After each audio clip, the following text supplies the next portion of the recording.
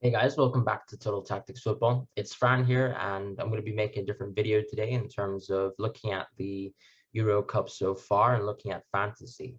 And I think one of the big debates so far is what you want to do with your limitless chip, given that it has a lot of potential in Matchday Two, where I think there are a lot of favorable matchups for the big teams and the kind of overdogs in the tournament. And you have a lot of great options. And I think a lot of people have drafted their teams in a way where match day one and match day three, you have relatively the same players, and therefore, you don't need the additional two transfers that you're going to lose out if you play the limitless chip in match day two. And the great thing, of course, is you get to kind of use those differentials that you don't have in match day one and two, because you probably have been avoiding players from that kind of group of death in France. And you get to use them with your limitless pick. And I think what's so nice about the limitless pick here is you have so many great games. And the way I've created a spreadsheet around this is I've looked at each day, because the structure of the European Cup Fantasy allows you to kind of use substitutes and change your captains on a daily basis. So this gives you a lot of potential. And also in terms of the limitless chip itself, it's much better than the fantasy three-hit chip, because you actually have an unlimited budget. So in a sense, you're kind of building a team of Galacticos for that kind of match day. So in match day two, I've laid it out in a structure where I have the best choices, some differentials, and things to avoid. I haven't placed any players that I wanted to avoid, because simply I'm just not going to pick any players from there. You have the option to really pick just from this kind of list of best choices, but I've also created a kind of good choices category and a differentials category as well. So for me, those are players where I think if you want to kind of make a little bit of a different team from most people, get a bit more points than you would expect to have from some of the safer picks, that's where you're going to get them, from these differential games. And good choices is where I think, let's say if you've picked three forwards already, you might have to go with some other choices, right, in terms of midfield and other things like that. So these are kind of backup options from the teams where they're playing kind of favorable matchups. And so let's start with day one. I think Finland versus Russia is an interesting game, because Finland came off the back of having a clean sheet versus Denmark. Now, there is an asterisk over this game, because I think Finland had a relatively easier time, in that second half with all the kind of events that occurred. And of course, I mean, the most important thing is that Eriksen's okay, and I'm really glad that happened. But now that he's okay, I think it's we're able to talk about the fact that, of course, the Denmark team were affected, I think, in that performance. And I don't think Finland will have such an easy chance in terms of being able to keep a clean sheet. Now, Hradecki, I think, is going to be the only good option from Finland in this Finland versus Russia game, because he's probably going to be a subject to a lot of shots from some of Russia's kind of big target men. And Russia will obviously try to utilize these kind of big center forwards, because I think there's a lot of potential there to attack Finland. If you look at their kind of record coming into the tournament, they were losing to teams like Estonia, and they really haven't been able to keep clean sheets consecutively, nor have they really been able to score. If you saw the matches versus Denmark, they really scored with their only shot on target, and good for them, but I don't necessarily see that happening again. As a result, then, of course, the other kind of differential pick for me is Mario Fernandes from Russia. Because I just don't think there are many forwards that you want to pick from Russia here, given the fact that other forwards from big teams will have nicer games. So Mario Fernandes is that kind of interesting pick at defense, where I think he plays quite an offensive position. He had the only shot on target versus Belgium, despite Russia's very, very dismaying performance. And I think he presents good potential as a defender there, and someone you can start the week off with. And if he doesn't perform, then you at least have lots of backup options in defense. But the key game, I think, in this match day is going to be Italy versus Switzerland, right? You have such great performances from Italy so far. And I think what's nice about Mancini's Italy is that he sticks very much to that starting 11 that he's kind of composed over the last few years. And we have Insigne, who's been in fantastic form domestically this season with Napoli, and he's carried that over to the international stage. He had the most touches, I think, from in terms of offensive players in the match versus Turkey, and he had plenty of chances to score. Now, he only scored one, but I think he's good, in terms of presenting that sort of second threat, because he plays almost like an inside forward. He plays almost as the second forward, and you can see that also carrying over to why Spinazzola has so many chances, because Spinazzola then actually takes up that left wing position. and Italy play very well off that structure. Now, as a result, I think, given the fact that Immobile is such a top-tier striker, he becomes also that kind of third pick for Italy. You saw, even with his limited amount of touches, he was able to get an assist and a goal. And I think he's good for that as well versus Switzerland. The only other thing is, I would say, there are other great forwards potentially in this match day, and we'll talk about them. But it's going to be, people like Lukaku, people like Harry Kane, people like Griezmann, or even Mbappe, if you so wish to go for him. And so for me, I think Insigne and Spinazzola are must-haves for this match day. And I think the captaincy should be placed on those two players specifically. Immobile is, I think, a preferential pick if you don't like one of Lukaku, Harry Kane, or Griezmann, or even Mbappe. And as a result, if you don't like Immobile, then I think you can go for Donnarumma and Berardi, because I think the Italian team is good for a clean sheet in this game. We've seen how strong and how much Italy want to kind of keep things safe at the back. And we saw that with Chiellini's last-ditch tackle in the 94th minute. So I think they're really glued into this tournament, and they're going to give you that clean sheet. Donnarumma is not going to provide you any saves, which I think is why I've kind of labeled him as a good choice. I don't think he'll get any more than 6 points. And I mean, starting off the match day, he's still a safekeeper to have. The other option, of course, is Berardi, who plays as that kind of right wing in the structure. I think he is due to probably being substituted a little bit earlier than everyone else. But he still had a fantastic amount of touches, and he really could have also contributed a little bit more to attack. And as a result, he's going to be a good choice. But I think Insigne is priority here. And if you only want one midfielder from Italy, I mean, please get Insigne, and you can probably consider midfielders elsewhere. Now, moving on to Matchday 2. This is actually a really great day in terms of being able to pick a lot of players, either differentials or what I would consider as best choices. For me, the differential game is Ukraine versus North Macedonia. Now, North Macedonia actually had a very poor result versus Austria, but if you watch the game, you'd see that North Macedonia have a very offensive style of play, and they're very structured in terms of being able to kind of create these attacking exploits. I think Zinchenko, for many people, is going to be considered as a differential pick as a defender, but I actually don't really like that. I've kept it here just to discuss him. But I think Ukraine play also in a very attacking sense, and very organized too.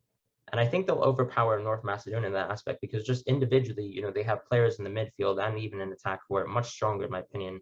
I think North Macedonia's only real threat ends up being Goran Pandev, the absolute legend and veteran striker. But, these options such as Yarmolenko and Malinovsky actually really appeal to me the most. Malinovsky, of course, was more of a touted player before the tournament started. But I think now that people have seen Ukraine play versus Netherlands, I think people like the potential of Yarmolenko, because Yarmolenko also scores penalties for the team. And that provides you a lot of access, I think, to potentially a goal and assist.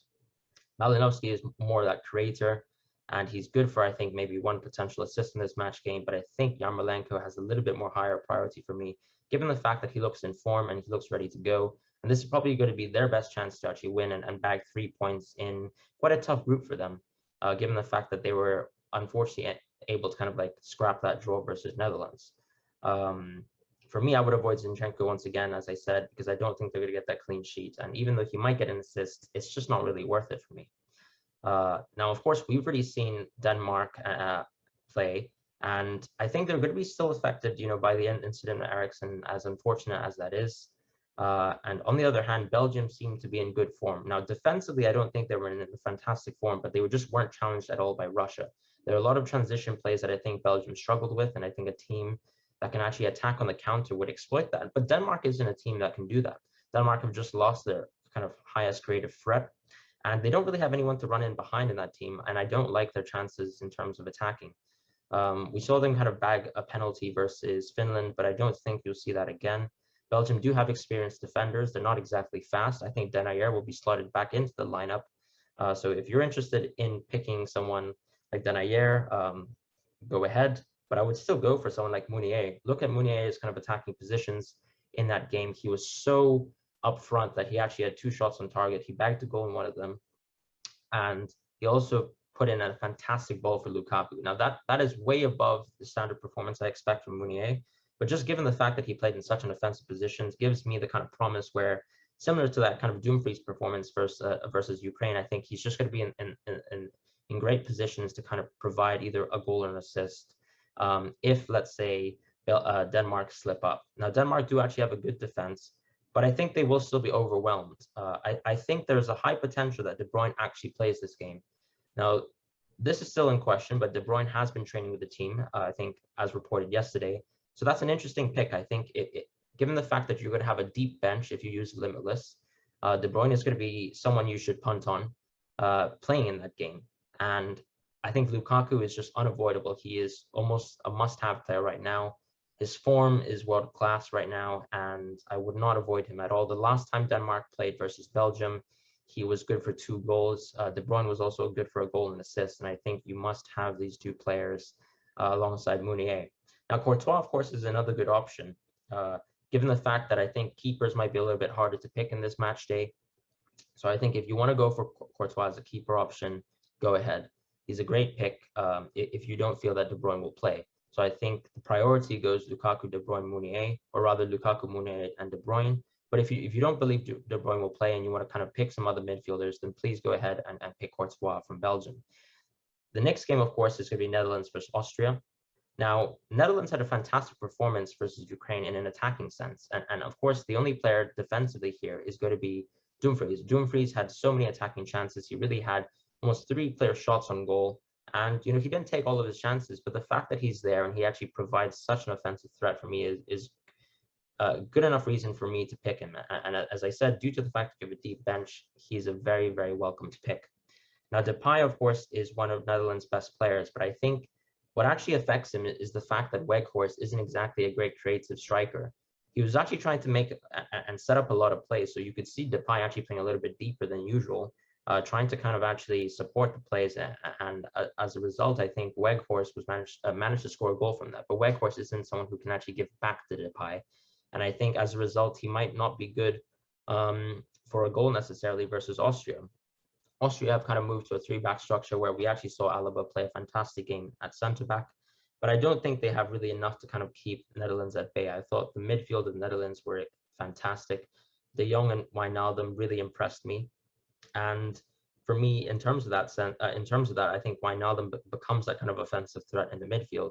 He was in position many times. He was able to score that goal, I think, largely due to the mistake of the Ukrainian keeper. But I love the fact that you get to be able to play Wijnaldum there as that kind of midfield pick, because I think he is probably the one who's most likely to score in this game from the midfield position. And as I said, Dumfries is going to be a great option here. But I don't think there's any more other really picks that I would go for in this Netherlands team. There's a little of an inconsistency where I think De Boer subbed on, players like Wijndal after 60 minutes, and it all collapsed from that point on. So, I mean, if you want to play Patrick Van Aanholt, he seems probably glued on the left, but I don't think he actually plays in that many attacking positions compared to Dumfries. Now, moving on to day 3, this is where we have Sweden versus Slovakia. We just saw them last night. Slovakia actually play very offensively with wingers, and Sweden pretty much parked the bus versus Spain, which is extremely understandable given the fact that I think the Spanish team looked very composed, not necessarily clinical, but we'll see probably a bit more of an offensive game from Sweden. And what we saw from Sweden was just the talent of Alexander Isak, but he was, in a sense, crippled by his own team. Sweden missed a key chance that he set up himself, and that's, for me, the problem with Sweden. I think Olsen actually showed that he looked once again in fantastic form. He's always showed this in international competitions, and I think that's a reason why he becomes my differential as a keeper. And Isak too, because I think despite Slovakia having a great game versus Poland, they were really able to squeeze that out because they had a great first half versus Poland, but the second half wasn't exactly going their way until the red card of Krychowiak. So I think their defense isn't exactly airtight, and as a result, I do see a potential of Isak doing well. Now, once again, as I prefaced earlier, I don't think Isak is one of the best choices in the forward position, given the fact that players like Lukaku, Immobile, Harry Kane, and Griezmann have nicer games. So I would probably avoid Sweden altogether. They're not exactly the best differential here. But if you want to go for a keeper that has good differential, I would say go for Olsen. Now, the bigger game here for me is England versus Scotland in terms of games that I wouldn't avoid. This is one of those games where I think we've seen Scotland versus Czech Republic, and they weren't fantastic in that game. Harry Kane did not have a great game, and that's worth mentioning going into this tie. I think he is still, the caliber of player. We've seen it all season where look, he's going to have a bad game, but it's not consistent to actually believe that Harry Kane will have a bad tournament unless he's injured, and he isn't injured. He did have a bad game, and I think he's good to go for a great game for Scotland. The last time he played for Scotland, he was actually one of the goal scorers, and Harry Kane probably is going to have a lot of favorable chances versus Scotland. When we actually watched Scotland, I think they struggled to deal with the strength of Patrick Schick, and we saw that in terms of set pieces when Scotland were actually conceded in the second phase versus a Soufal cross to Patrick Schick. Now, the Patrick Schick second goal, of course, was a super goal, and Harry Kane isn't really good for that. But Harry Kane, at least I think, in my opinion, in this game is going to be supported by a much stronger team than Czech Republic have. I think that some of the English parts looked fantastic. They either play in a 4-2-3-1 or 4-3-3 structure, depending on really who is playing in these attacking positions. But I think England look rather cohesive in this tournament. And as a result, some of the other great picks come in the midfield. Looking at the game, I think Gareth Southgate opted to go for Sterling and Foden. But this is a little bit of a tricky one here, because I think Grealish and Sancho and even Saka have potential to play versus Scotland, and that makes me scared to pick these players. It's really hard to determine what Southgate will do, because I do think there's potential to rotate here. Now, it's also possible that he sticks with the same team and tries to go for the full 6 points before kind of, let's say, rotating in match day 3. So I think, you're good to go if you pick one of Sterling or Foden. Now, Sterling made some great runs in behind, and I think this is what the England team needs, because Harry Kane drops a bit deeper and he becomes that sort of pacey threat that England have. And Foden becomes that kind of off-the-ball threat that actually drags away defenders, that also can create, with very limited chances by himself. So it really depends on what you think will actually occur, right? Because, Robertson is on that left flank, and he might be better suited to deal with Foden. Now, of course, if you watch that Liverpool versus Man City game earlier this season, you'll know that Foden looked unstoppable versus that Liverpool defense. So if you think Foden has that kind of potential again to rip up the Scottish defense, then please go ahead and pick him. For me, the best defender for England in terms of who's actually glued on is going to be John Stones. John Stones doesn't seem to have his position contested at all. We know if Maguire comes in, it's going to be probably in place of Mings, who honestly had a fantastic performance last game out. But I think, yeah, Stones is glued on. Now, fullback-wise, I actually think we'll see Walker again. Walker is someone you deploy when you see offensive threats, pacey threats as well. And Scotland almost use Andy Robertson as that kind of left winger who runs in behind. And I think Walker will be still tasked to kind of play versus that structure. Now, I don't necessarily know if Trippier will start again, but if he does, and I think if you believe he does, then he does also potentially give you that kind of chance to bag points through set pieces, because Trippier is allowed to take a few of them, and Mount also. But Mount for me is someone who plays further deep in the field, and not necessarily is someone who actually gets involved in open play for England right now. He plays almost like a left centre mid position, hugs the kind of touch line, and kind of creates these triangles with Sterling, where he either feeds Kane in behind or Sterling in behind. And I think as a result, Mount is not good exactly to kind of pick over someone like Sterling or Foden. And as a result, Mount becomes just a good choice for me. The same with Pickford. I think, Pickford is a bit of an erratic player. We know he plays his best for England, but still, I would prefer having other keepers in this kind of match day. And for me, I don't know. It might even be the case that Pickford gets rotated, because perhaps Gareth Southgate didn't think he had the best of performances versus Croatia, even though he kept a clean sheet. Now, moving on to day 4. This is a match day where match day rather, where there are 3 interesting games. Portugal versus Germany for me is a must avoid, because unless we see a very poor performance from Germany today or Portugal today, then we shouldn't really pick options from there. There's just much better options in terms of Hungary versus France and Spain versus Poland. Now, let's start with Hungary versus France. France is, of course, the team which is very interesting, because I think all their goal-scoring threats are listed as forwards under the European Cup fantasy system.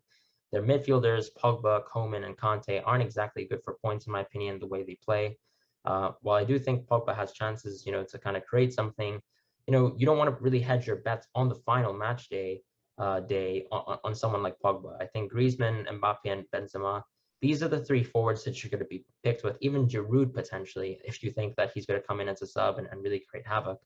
But at this stage in the tournament, France will not be able to kind of decisively say that they go through the groups, right? They could still beat Germany today, but they still need to bag 6 points and actually make sure that they qualify ahead. So I think they'll still be playing with their main team, and that's a good reason for me to be safe with either picking Griezmann or Mbappe. Benzema hasn't had the chance to really score yet for France, but he's still been highly efficient in terms of being able to create chances for them, and we can see a strong potential for Benzema to score. Now, I think Griezmann, for me, is actually the forward who's actually coming into the most form, at least in terms of playing for France. And I think he's the most consistent player for France. So I would actually personally pick him over Mbappe and Benzema. Now, you might also believe that the Hungarian defense is quite weak, and I think it's worth to keep an eye on how Hungary perform versus Portugal, because Portugal also have some threats in behind, and you could use that as a basis to determine whether you want to pick Mbappe or Griezmann. Now, moving forwards, I think the Spanish team, or sorry, let's round out with the rest of France. I think I've picked some defensive options from France because I do expect France, with the quality of their defense, to actually bag a clean sheet. So it's going to be Lucas Hernandez or Pavard. Lucas Hernandez and Pavard do occupy offensive positions for France, but they're not exactly players who actually end up, creating assists in that kind of behavior. They might be good for kind of set piece offense, but that's likely going to be someone like Varane, who scored versus Belgium, in the World Cup, or even Kimpembe, right, who plays alongside him. Lucas Hernandez and Pavard will occupy these offensive positions, and there might be a chance where they assist. So I think it's still better to kind of hedge on their fullbacks on this match day, and I think they'll get a clean sheet as well. And that also makes Cerise quite favorable in that sense, because I don't think Hungary present many threats for such an elite defense that is also going to be supported by Conte, mind you. The last game, of course, is going to be Spain versus Poland. We just saw Spain play versus Sweden, and I wasn't very impressed with the Spanish performance in terms of their clinicalness, but Spain played a very, very good game, in my opinion. I think you have to look at the context and note that they were all individually training. They were separated. They were playing in bubbles, and they were very much heavily affected by the late kind of coronavirus positive tests that kind of befell upon Llorente and Busquets. And as a result, I think Spain will actually kind of continue to play better in the tournament and stick with largely the same team. I've put Alba and Gaia as good choices here, but I think the tricky thing here is determining who will start. I thought Jordi Alba didn't actually have a great game, and I think Gaia has the potential to play versus Poland. Now, if you believe that's the case, I think Gaia actually has very strong offensive threats if you think he'll start. So he becomes a good choice for me, but just the fact that he might not start makes him a poor choice ultimately. Now, we can talk about Pau Torres, for example. I think if you watch Spain, I think you probably think that they're good for a clean sheet, because I don't think the Poland offense is very organized. Lewandowski, of course, is one of the greatest forwards in the world. Zielinski as well is one of the better creative attacking mids. And I think, with the exception of these two players, Poland really weren't able to kind of create any sort of attacking or decisive plays versus Slovakia. And in my opinion, the Spanish defense is a much more airtight kind of structure that they're going to have to be matched up with. And I don't think Lewandowski really is going to have many threats to score. So I think a safe kind of clean sheet pick is going to be either Pau Torres or Unai Simon as a result of that. But ultimately, I think perhaps the Spanish options aren't exactly the best, because they don't provide you that sort of attacking return right now. And as a result, I haven't really picked any Spanish forwards or midfielders for that same reason. But I think, given the fact that there's so many kind of green options within this match day, you can pick much better options early on in the days, and you can kind of chop and change as you see fit. And I think if you follow this chart, you're probably good to go. You just have to make some choices, maybe based on watching some of the games tonight in that kind of group of death, where you watch Portugal versus Hungary and kind of decide how you want to play off of that. Maybe Hungary looks a little bit stronger, maybe Portugal looks a little bit weaker. In terms of France as well, you might want to see how they perform versus Germany before you decide whether you want to pick someone like Griezmann or Mbappe. But that's it. That's my kind of limitless summary breakdown for Matchday 2. I'll be uploading the kind of sheet on Twitter. So if you could please give this video a like and a share. Also subscribe to the channel, that would be fantastic. And I wish you good luck when you use that limitless chip in Matchday 2.